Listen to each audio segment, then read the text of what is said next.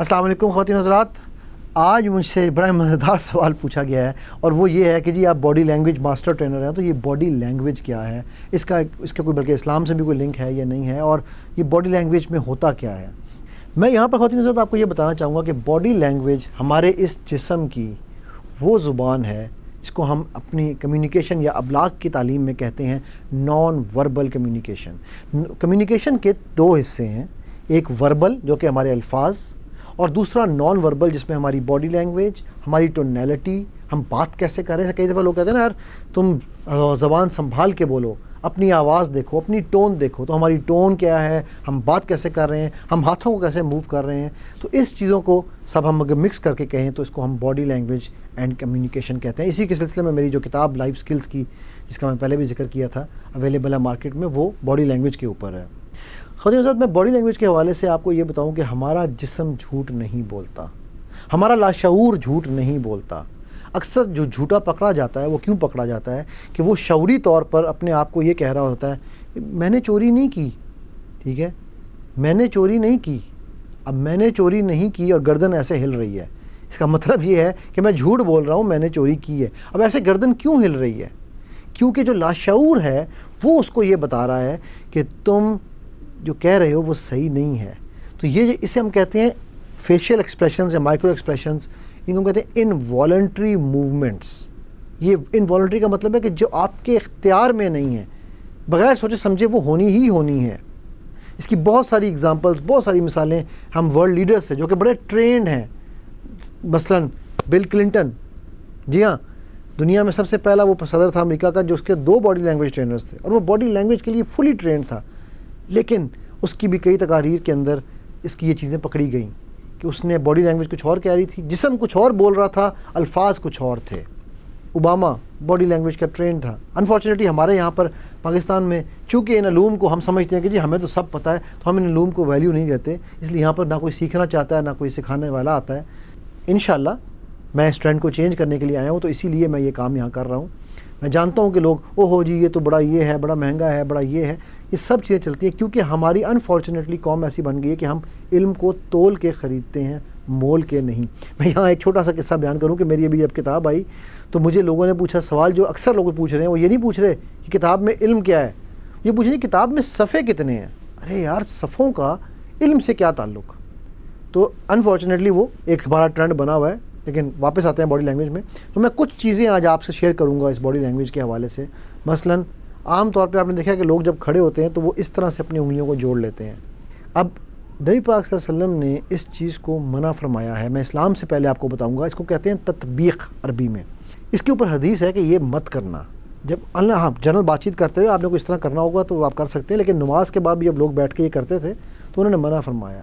ہماری body language کی science یہ کہتی ہے کہ جب کوئی انسان اس طرح کر کے بیٹھ رہا ہے یا کھڑا ہو رہا ہے تو وہ کہیں نہ کہیں سے اس میں نیگیٹو ہارمونز پروڈیوس ہو رہے ہیں. وہ نروس ہو سکتا ہے, وہ جھوٹ بول رہا ہو سکتا ہے, وہ کچھ چھپا رہا ہو سکتا ہے, وہ کلوز ہو سکتا ہے, اپنے آپ کو بند کر رہا ہو سکتا ہے.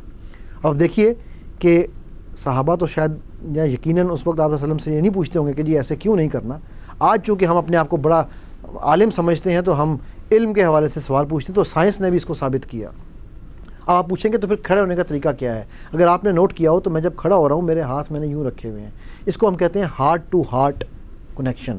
جب میں آپ سے بات کروں تو میں یوں کھڑا ہوں اور تو یہ میرا آپ کے ساتھ ایک کنیکشن بن رہا ہے.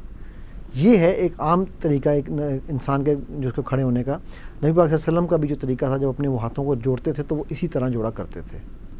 اس کے اوپر اگر آپ تھوڑی سی ریسرچ کریں گے, میں نے آج کل اس پہ ریسرچ شروع کی ہے. ابھی تک الحمدللہ باڈی لینگویج کے حوالے سے 14 احادیث پراپر میں نکال چکا ہوں, جس میں ہماری باڈی لینگویج ہمیں سکھاتی ہے. جو کچھ وہ سکھاتی ہے وہ ہمیں ہمارے نبی صلی اللہ علیہ وسلم نے سکھایا. اسی طرح میں نے آپ کو پہلے بھی ایک سوال کے جواب میں بتایا تھا کہ نبی صلی اللہ علیہ وسلم جب کسی سے بات کیا کرتے تھے تو وہ اس کی طرف پوری طرح سے یوں مڑ کے متوجہ ہوتے تھے اور پھر اس سے بات کرتے تھے. ہماری باڈی لینگویج میں سے کہا جاتا ہے ٹورسو, یعنی کہ ہمارا پیٹ اور ہمارے پیر, یہ اس شخص کی طرف اگر متوجہ نہیں ہو رہے اس کا مطلب یہ ہے کہ ہم اس کو اہمیت نہیں دے رہے. تو یہ بڑا امپورٹنٹ ہے. تیسری چیز جو میں آپ کو یہاں پر بتانا چاہوں گا تاکہ آپ کو اس سے آئیڈیا ہوگا کہ باڈی لینگویج کی عام زندگی میں افادیت کیا ہے. جب لوگ کسی سے بات کر رہے ہوتے ہیں نا تو یہ انگلی پوائنٹ کرتے ہیں. ہماری اس باڈی لینگویج میں اس کو تھریٹ یا یہ کرتے ہیں, تھریٹ یا گن پوائنٹ کہا جاتا ہے. اور اس کو کہا جاتا ہے کہ یہ کرنے سے آپ آپس میں دوستی نہیں, آپ لاشعوری طور پر دشمنی پیدا کر رہے ہیں. آئیے اب دیکھتے ہیں باڈی لینگویج کیا کہتی ہے اور ہمارے نبی صلی اللہ علیہ وسلم کیا کیا کرتے تھے۔